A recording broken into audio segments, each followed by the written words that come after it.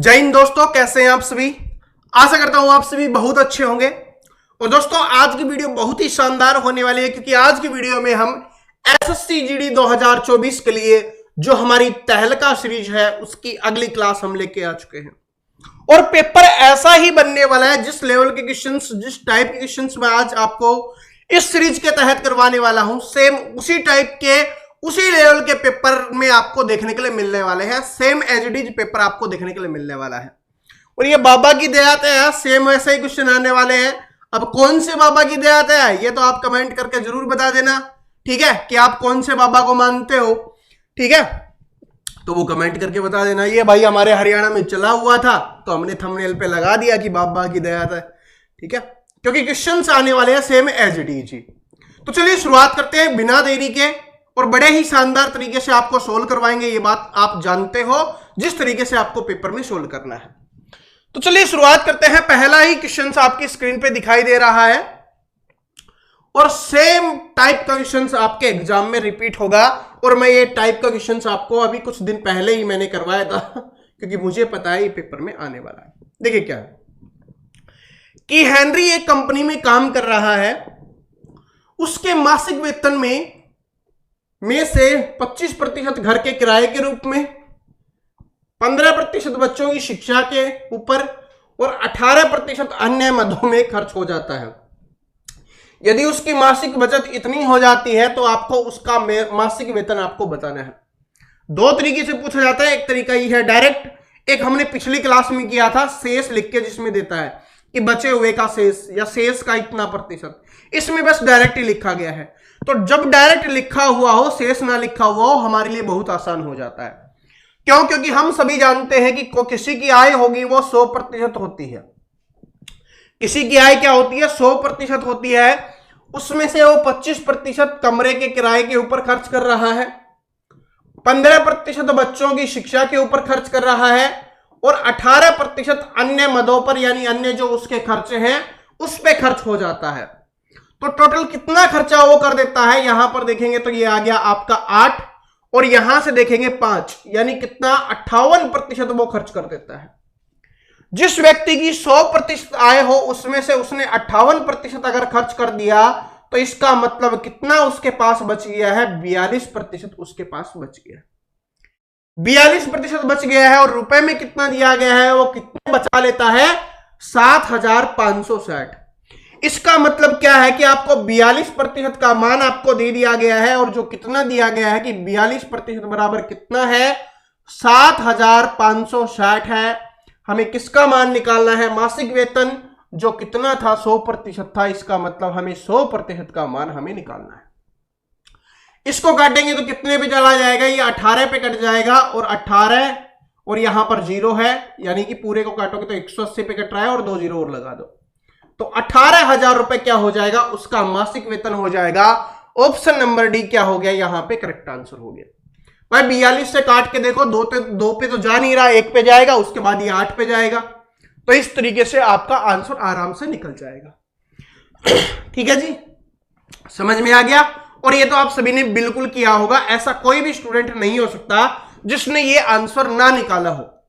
अगर वो मेहनत कर रहा है, अगर वो पढ़ रहा है, अगर उसका लक्ष्य है कि एसएससी जीडी में मुझे जॉब लेना है और हमारी क्लासेज कंटिन्यू देख रहा है, तो उसके लिए तो ये बहुत आसान क्वेश्चन था। लेकिन मैं आपको बता चुका हूं सेम टाइप सेम पैटर्न आपके एग्जाम में आने वाली है।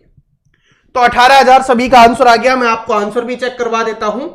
ऑप्शन नंबर डी क्या हो जाएगा? यहां पे आपका करेक्ट आंसर हो जाएगा। ओके जी, तो चलिए अब दूसरे क्वेश्चन पे चलते हैं। क्वेश्चन नंबर 2 है आपका, और क्वेश्चन नंबर 2 क्या है आपका कि 16,000 पर 3 वर्ष के लिए 5% वार्षिक ब्याज दर से ब्याज की गणना की जाती है। वार्षिक रूप से चक्रवृद्धि ब्याज और साधारण ब्याज के बीच में अंतर कितना होगा, ये अपने को बताना है।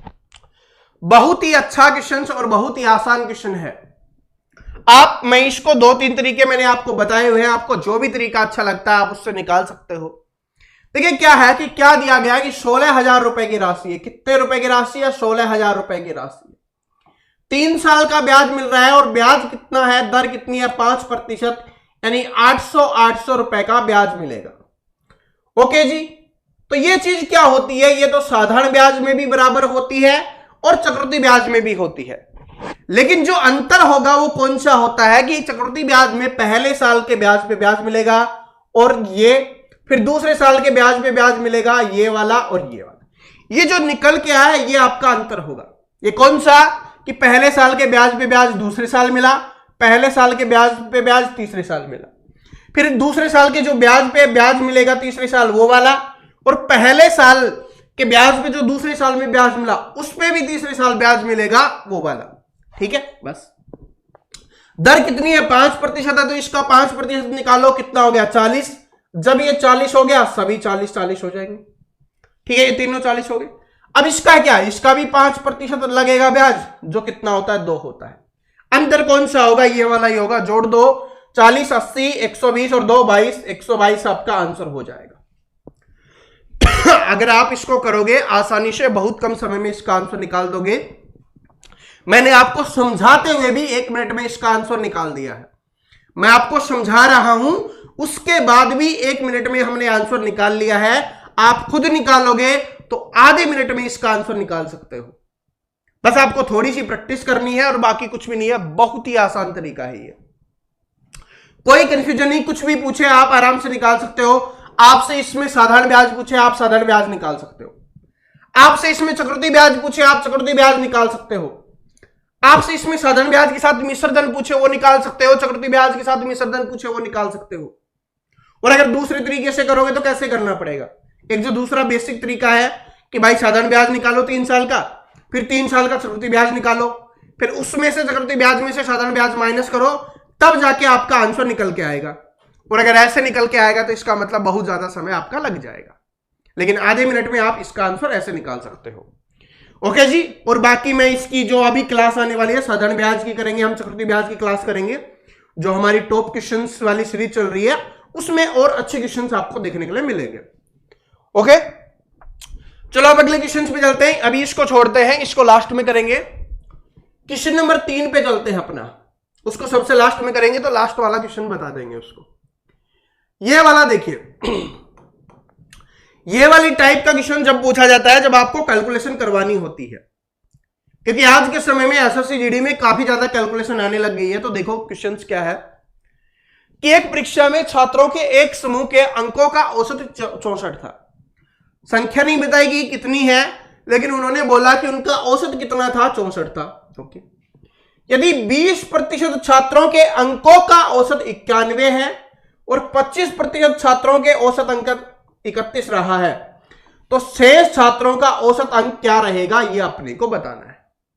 देखिए संख्या नहीं बताएगी, लेकिन यहां पर प्रतिशत हमें दिख गया, इसका मतलब हम 100% मान लेंगे, क्योंकि सारे क्या होते हैं 100% होते हैं।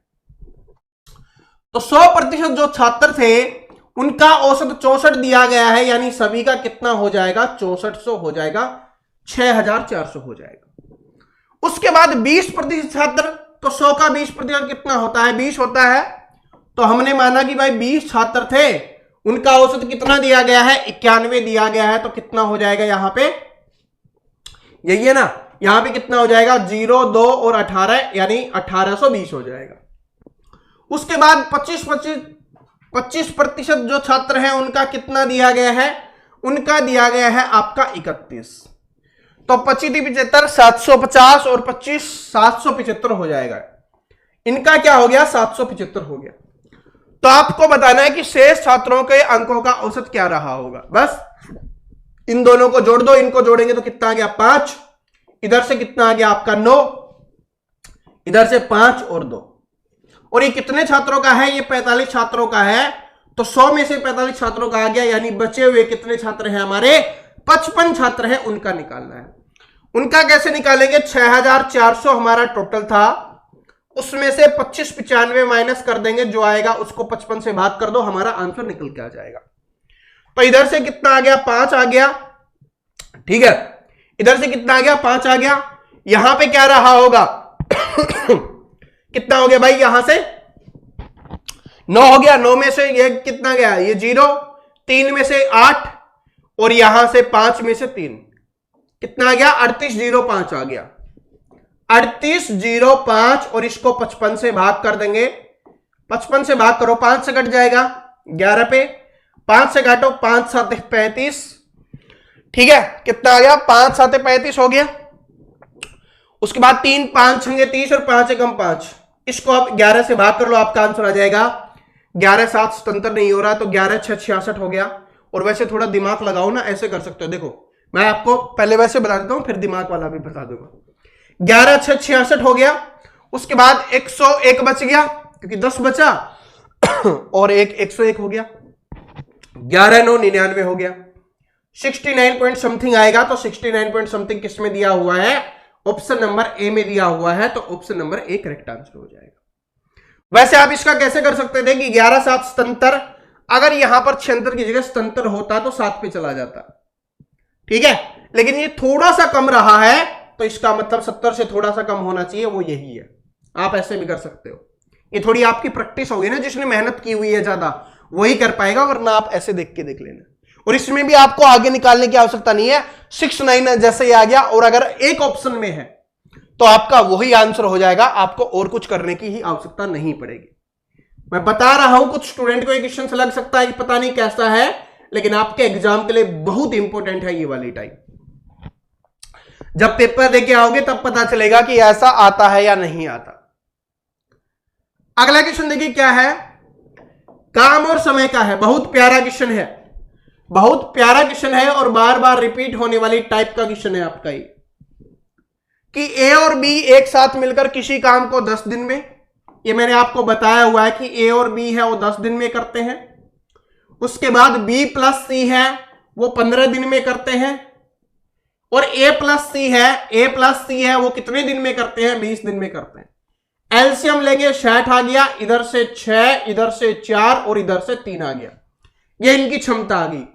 टोटल क्षमता जोड़ेंगे कितना आ गया, यहां पर 13 आ गया, 6 4 10 और 3 13।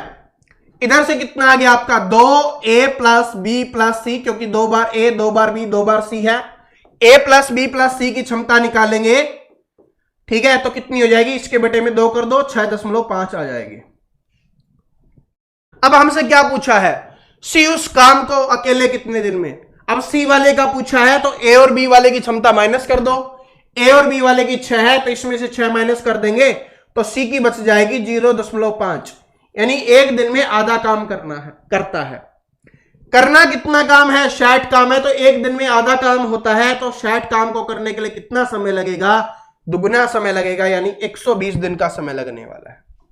तो 120 दिन यहां पर क्या हो जाएगा, बिल्कुल करेक्ट आंसर हो जाएगा। क्वेश्चंस की लैंग्वेज आपको बड़ी लग सकती है, लेकिन इसका सॉल्यूशन बहुत आसान है अगर आपने बेसिक सीखा हुआ है टाइम एंड वर्क का। बात समझ में आ गई? बताओ, आराम से निकाल सकते हो ना, कोई दिक्कत नहीं है ना, क्वेश्चन आराम से दिख रहा है, सब कुछ है, कुछ नहीं करना, बस क्या है कि भाई इसका एलसीएम लेना है, इधर क्षमता आएगी, लेकिन 2 बार ए आया है, 2 बार बी आया, 2 बार सी आया, तो क्षमता को आधी कर दो, ये ए बी सी की निकल के आ जाएगी 6.5। इसमें से ए बी सी की में से ए बी की माइनस कर देंगे तो सी की बच जाएगी, जो कितनी बचेगी, आधी या 0.5, ठीक है। तो 60 को कर लो, आराम से आंसर हो जाएगा, कुछ नहीं। और वैसे करना चाहो भाई, 60 काम है, 0.5 दशमलव हटाएंगे तो ऊपर 10 से गुना कर देंगे, 5 दूनी 10, 60 दूनी कितना आ गया, 120 दिन का समय लगेगा, ऐसे भी कर सकते हो, ठीक है जी, ओके। क्योंकि कुछ स्टूडेंट ऐसे हैं हमारे जो बिल्कुल बेसिक से करते हैं, उनको बेसिक से भी समझ में आ गया। अब ये वाला क्वेश्चन बहुत ही अच्छा है, ये वाला क्वेश्चन बहुत ही अच्छा और बहुत ही शानदार क्वेश्चन होने वाला है। ये सेम पैटर्न, सेम टाइप का क्वेश्चन एसएससी है, वो काफी बार पूछ चुकी है आपके कांस्टेबल के एग्जाम में, चाहे वो दिल्ली पुलिस का हो चाहे एसएससी जीडी का हो। देखो क्या है कि 6060 को एबीसी के बीच इस प्रकार बांटा जाता है कि यदि ए के हिस्से में 15 रुपए, बी के हिस्से से 20 रुपए और सी के हिस्से से 25 रुपए कम कर दे, ठीक है, एक के में से 15 कर रहा है, फिर 20 कर रहा है, फिर 25 रुपए कम हो रहा है, तो उनके हिस्सों का अनुपात कितना हो जाता है, 5:7:8 हो जाता है। देखो 3 है, ए बी और सी, ये 3 है, इनका अनुपात क्या हो जाता है, 5:7:8 हो जाता है नहीं, हो जाता है। किस वजह से हो जाता है? अगर इसमें से 15 रुपए, एक में 20 रुपए और इसमें से 25 रुपए माइनस कर दे तो टोटल जोड़ो कितने रुपए माइनस हो गए? यहां से टोटल जोड़ेंगे तो 40 और 20 60 रुपए माइनस हो गए। तो अगर इसमें से भी 60 रुपए माइनस कर दें तो बाकी जो बचे हुए रुपए हैं वो इस अनुपात में बटेंगे। तो 6060 में से 60 रुपए माइनस कर दो, कितने बच गए? 6000 रुपए।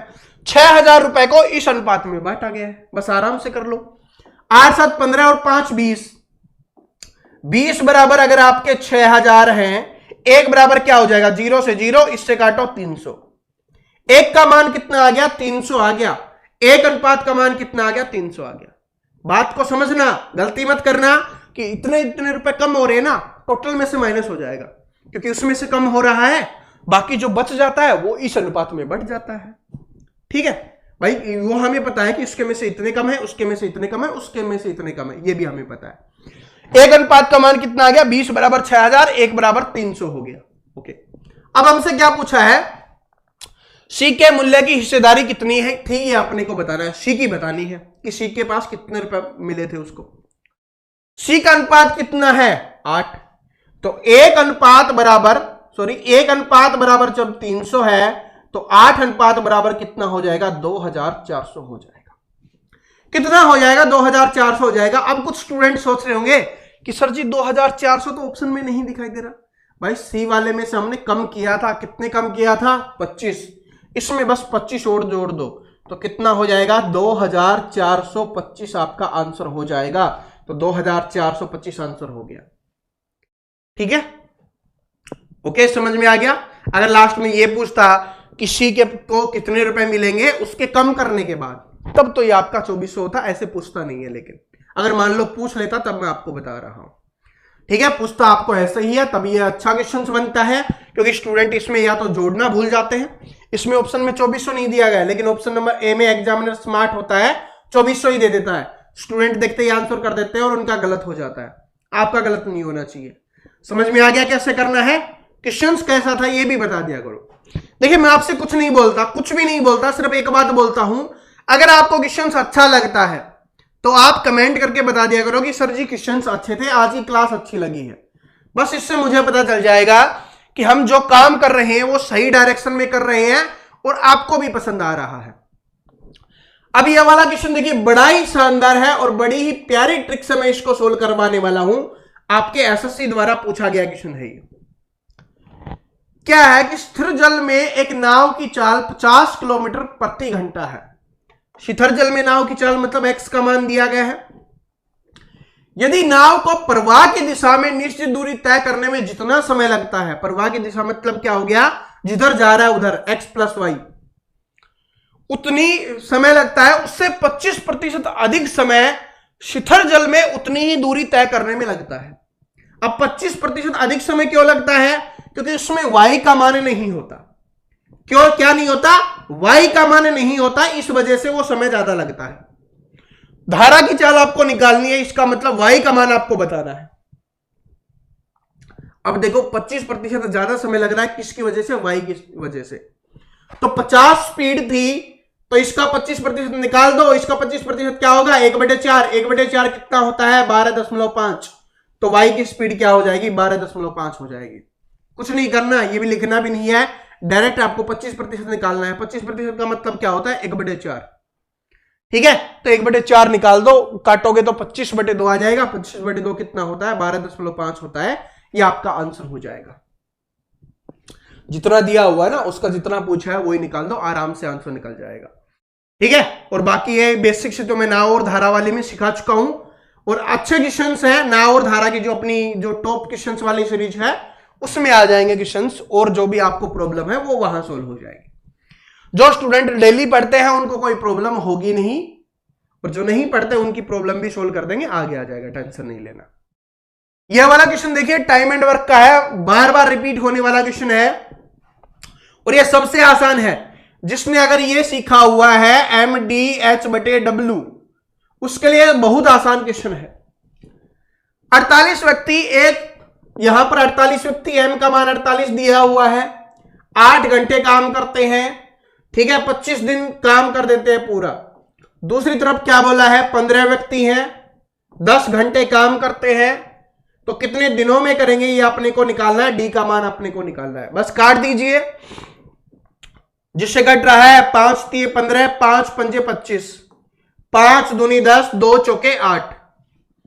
ठीक है, डी का मान आ गया। और कुछ बचा हुआ है 3 बचा हुआ है ना, 3 से काटो 16 3 48, 16 चौके 64 आपका आंसर हो जाएगा। तो ऑप्शन नंबर बी क्या हो गया यहां पे करेक्ट आंसर हो जाएगा। ऑप्शन नंबर बी 64 दिन का समय लगने वाला है। कुछ नहीं करना, बस काटना है आराम से। जो जो लिखा हुआ है उसको लिखते जाओ, जो नहीं लिखा हुआ वो हमें निकालना होता है। यहां पर दूसरे वाले में दिनों की संख्या नहीं लिखी हुई। कभी आपको डब्ल्यू दे देगा, कभी आपको डब्ल्यू नहीं देगा। डब्ल्यू का मतलब होता है वर्क, काम, कितना काम करते हैं। नहीं दिया हुआ तो कोई दिक्कत नहीं है, नहीं दिया हुआ तो हम एमडीएच से निकाल देंगे। ठीक है, नहीं दिया हुआ तो किससे निकाल देंगे, एमडीएच से। एमडीएच या M1 D1 H1 बराबर M2 D2 H2 ऐसे भी लिख सकते हो। ठीक है, आप रटने वाले हो नहीं, मुझे पता है, स्मार्ट आदमी हो, स्मार्ट स्टूडेंट हो, तो आपको ऐसे ही कर लेना है। बहुत आसान क्वेश्चन था आपके लिए। यह वाला क्वेश्चन बहुत अच्छा है, ये वाला क्वेश्चन है बहुत अच्छा है, बहुत अच्छा क्वेश्चन है ये वाला आपके लिए। क्या है, 4 संख्याएं हैं, पहली 3 संख्याओं का औसत चौथी संख्या का 3 गुना है। 4 संख्याएं हैं, पहली, दूसरी, तीसरी, चौथी। और क्या बोला गया है कि पहली 3 संख्याओं का औसत है वो चौथी संख्या का 3 गुना है। कि अगर इसका x है तो इन तीनों का औसत कितना होगा, 3x होगा। 3 गुना तभी होगा 3x। और टोटल जोड़ क्या होगा, आंकड़ों का योग बटे आंकड़ों की संख्या कर दो तो कितना हो जाएगा, टोटल जोड़ हो जाएगा 9x। यानी इन तीनों का मान कितना है, 9x है। ओके, उसके बाद बोला गया यदि चारों संख्याओं का औसत 35 है, चारों संख्याओं का औसत 35 दिया गया है तो टोटल कितना हो जाएगा, 35 गुना 4 संख्याएं हैं तो 35 दूनी 70 और 70 70 140, 140 हो गया टोटल। तो आपको बताना है कि चौथी संख्या किन 2 संख्याओं के बीच में आएगी। अब देखो टोटल जोड़ इसका 9x है 3 का, और एक ये है तो 10x हो गया। 10x का मान कितना दिया हुआ है, 10x का मान 140 दिया हुआ है। x का मान निकालेंगे, 10 इसके बटे में आ जाएगा, और x का मान कितना आ गया अपना 14 आ गया, यानी 14 आ गया। अब देख लो 14 इनमें से कौन सी संख्याओं के बीच में है, इस संख्या के बीच में आएगा, नहीं आएगा। इसके बीच में आएगा, नहीं आएगा। इसके बीच में आएगा, नहीं आएगा। इसके बीच में आएगा, बिल्कुल आएगा, क्योंकि 12 और 15 के बीच में ही कितना आता है, हमारा 14 आता है। तो ये आंसर हो गया। ये देखो कुछ स्टूडेंट को आंसर तो निकल गया सभी का, बिल्कुल सही है। आंसर भी मैं आपको चेक करवा देता हूं, बिल्कुल सही है। अब कुछ स्टूडेंट को डाउट कहां पर हो सकता है, सर जी ये 3x लिखा और फिर 9x क्यों लिखा, क्योंकि औसत बोला गया कि इन 3 संख्याओं का औसत चौथी संख्या से 3 गुना है। तो अगर इसका औसत x है तो इसका क्या हो जाएगा, 3x हो जाएगा। ये औसत है। इस टोटल संख्या का मान क्या होता है, इसको जितनी संख्याएं हैं उससे गुना करना होता है, तब हमारा टोटल निकलता है, तब आया है 9x। जैसे देखो यहां पर औसत 35 दिया गया था, टोटल संख्याएं कितनी है, 4 है, तब हमने 4 से गुना किया तो इसका कुल योग निकल के आया कि उसका कुल योग कितना होने वाला है। ओके, तो ये डाउट है, ये डाउट मैंने क्लियर कर दिया है, अब किसी को डाउट नहीं होना चाहिए। ठीक है जी, लेकिन बहुत अच्छा क्वेश्चन है। चलो अब अगले क्वेश्चन पे चलते हैं। अगला क्वेश्चन क्या है कि सुरेश अपनी मासिक आय का 85% खर्च कर देता है। आय वाले में हमने एक पहले टाइप वाला किया था, ये दूसरी टाइप का है जो आपके एग्जाम में पूछा जाता है। ये थोड़ा सा अलग है, वैसा ही है लेकिन थोड़ा सा अलग है। इसमें क्या है कि सुरेश अपनी आय का, और ये भी बहुत इंपॉर्टेंट है भाई, क्या है, बहुत इंपॉर्टेंट है। सुरेश अपनी मासिक आय का 85% खर्च कर देता है। तो किसी व्यक्ति की आय कितनी होगी, 100% होगी, उसमें से वो 85 खर्च कर देता है, तो बचत कितनी करेगा, 15। क्योंकि 100 में से 85 माइनस कर लेंगे, जो खर्चा हो गया वो माइनस कर लेंगे, तो बचत हमारे पास आ गई, जो कितनी होगी, 15 होगी। ओके जी, ठीक है। उसके बाद देखिए क्या है, यदि मासिक आय में 20% की वृद्धि हो जाती है, तो 20% की वृद्धि, 100 में से 20 की वृद्धि तो 120 हो गया। और बचत में 60% की वृद्धि हो जाती है, तो 15 6 की 90, 9 बढ़ गई है, तो कितनी हो गई है बचत, अब 24 हो गई है। अब इसमें से बचत माइनस कर लो, हमारे पास खर्चा आ जाएगा, तो ये खर्चा कितना हो जाएगा भाई, यहां से 96 हो गया। 120 में से 24 माइनस करेंगे, कितना आ गया हमारे पास, 96 आ गया। तो अब हमसे पूछा है कि खर्चे में कितने प्रतिशत की वृद्धि हुई है। 85 से 96 हो गया, इसका मतलब कितना इंक्रीज हो गया है, 11 बढ़ गया है। कितने से बढ़ा है? 85 से। प्रतिशत के लिए 100 यूज कर लो। 5 से काटेंगे तो कितने पे जाएगा? 17 पंजे 85 और 5 से काटो 20 पे। और कट रहा है? नहीं कट रहा तो कितना हो गया? 220 बटे 17 हो गया। फिर 17 कम 17, ठीक है कितना हो जाएगा? 17 कम 17। उसके बाद कितना बच गया? 5 17 30 51, लेकिन हमारे पास बचा हुआ है 50, यानी कि 3 से थोड़ा सा कम। तो 3 कर दे तो ये 13 हो जाता, लेकिन 13 से हमें थोड़ा सा कम चाहिए। 13 से थोड़ा सा कम किस में है? 12.9 में है, तो यही आपका आंसर हो जाएगा। और वैसे पूरा भाग देके देखोगे तो 12.9 ही आने वाला है, उसके टेंशन लेने की भी आवश्यकता नहीं है। लेकिन थोड़ा स्मार्ट कैसे बनना है, थोड़ा जल्दी आंसर कैसे निकालना है। देखो कोई भी 13 के आसपास नहीं है, ये 10 का है, ठीक है, ये 11 का है, 13 के आसपास नहीं है, ये 13 से ज्यादा है, कम चाहिए हमें, ठीक है। तो इसलिए ये आंसर ऐसे निकल जाते हैं। ये एग्जाम में अपनी स्पीड को बढ़ाना होता है ना, तो ऐसे बढ़ाया जाता है। अब ये है अच्छा क्वेश्चन, और इसमें क्या है? सिर्फ कैलकुलेशन कैलकुलेशन कैलकुलेशन। और जो इतनी कैलकुलेशन और इतना अच्छा क्वेश्चन कर लेगा, तो मैं आपको बताता हूं कि बाबा की दया है वो रुकेगा नहीं, उसका सिलेक्शन होकर रहेगा, उसको कोई रोक ना सकता। इस बात को याद रख लेना आप, ठीक है। तो चलो निकालो। बहुत अच्छा क्वेश्चन है, समझाते हुए चलूंगा ताकि किसी को कोई प्रॉब्लम ना हो, किसी को कोई प्रॉब्लम ना हो, समझा के चलूंगा। बहुत अच्छा क्वेश्चन है। क्या है कि एक दुकानदार अपनी वस्तुओं पर क्रय मूल्य से 32% अधिक मूल्य अंकित करता है। तो इसका मतलब क्रय मूल्य अगर 100 है तो 32% अधिक अंकित करेगा, तो कितना अंकित कर देता है? 132। अब जो चीजें बेचेगा वो किसके हिसाब से बेचेगा? वो 132 के हिसाब से वो बेचने वाला है। 132 132। फिर क्या हुआ कि वह 3/5 वस्तुओं को अंकित मूल्य पर, 1/5 वस्तुओं को अंकित मूल्य के 20% की छूट पर और शेष वस्तुओं को अंकित मूल्य के 40% छूट देते हुए बेचता है। तो उसका लाभ या हानि बताओ। अब वस्तुएं कैसे पता चले? देखो इसके बड़े में भी 5 है, इसके बड़े में भी 5 है, तो ये क्लियर हो गया हमारे पास 5 वस्तुएं। कैसे कि 5 में से 3 वस्तुएं बेचता है।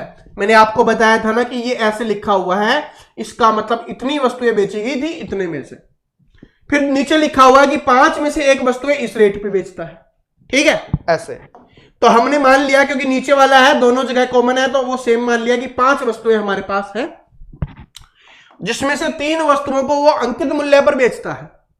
अंकित मूल्य कितना है? 132। तो 132 के हिसाब से बेच रहा है 3 वस्तुओं को, तो 13 3 39 और 6 हो गया, ठीक है, यानी 396 रुपए में इन वस्तुओं को उसने बेच दिया।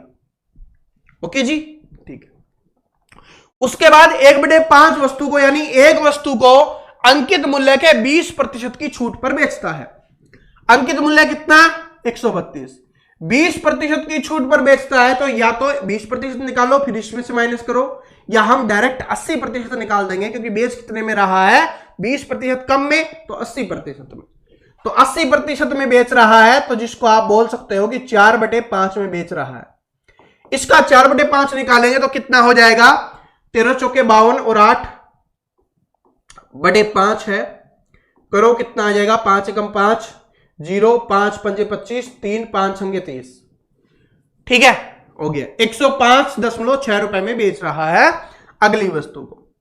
उसके बाद जो तीसरी वस्तु बची उसको 40% की छूट पर बेचता है, यानी 60% में बेचता है। तो 132 का 60% निकालेंगे तो ये कितना होता है? 3/5 होता है। यहां पर करो तो 13 3 39 और 6 और बटे में 5 है, तो करो 5 7 35, 4 5 9 45, 5 दूनी 10, यानी इतने रुपए में वो बेच रहा है।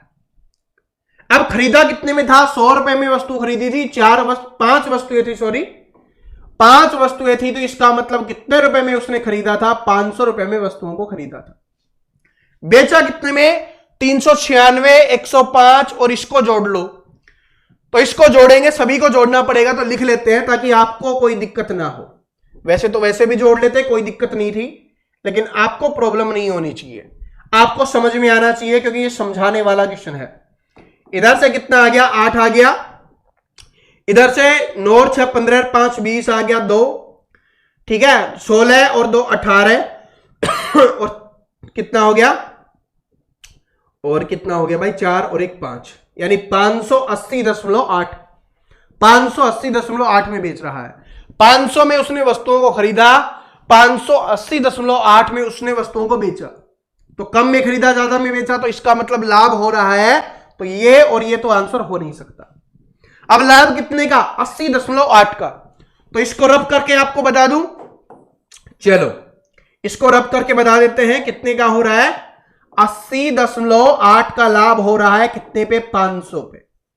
प्रतिशत के लिए 100, दशमलव हटाने के लिए बटे में 0 लगा देंगे। ये दशमलव हमारा यहां से हट चुका है, इसके बारे में नहीं सोचना।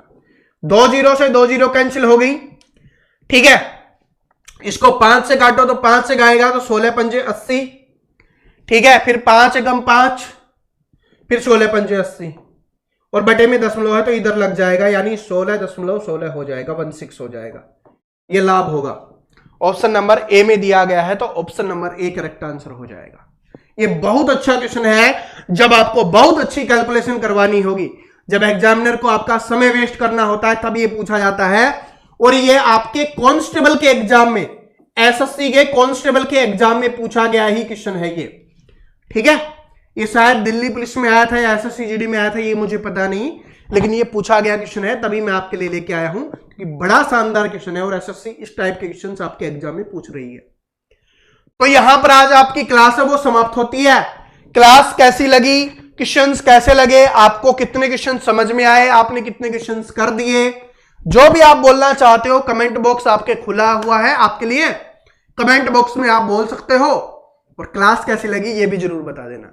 मिलते हैं नेक्स्ट वीडियो में, तब तक हंसते रहिए, मुस्कुराते रहिए, पढ़ते रहिए।